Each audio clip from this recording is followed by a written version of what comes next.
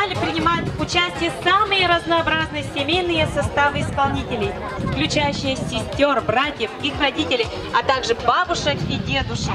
Та є скруча сім'я Будеса, кудмурт естрадиш, кізіліоснечкал демаршони лос. Диван зісти состе деч торічкоде. Нож сослен чош корджам здивал мне на фуке. Туштон сокота Юан, берло одно то дом, а ножкалы тоды овал. Елизавета Лекомцева, Светлана Трониналы, двоюродной племянница злоя шруса. Удмурт эстрадан кречгурот толком йосас, танылаш йос пашкы туянов богатойни. Кышев сослеш берек клемезу поты Елизаветовен Саша вынызно. Хватите классцев ил пумян пяшлен, партен йорос на илькун, божбовяшкон йосын, бормон йосы званини. Кышевыл дедан яшкена из Наталья Анатольевна. Аслаз вирыз, аслаз богатонлы кезнул пёсызлы пычамын шуса. Ой, дола кылзом не сосыз, помиталаеш йос.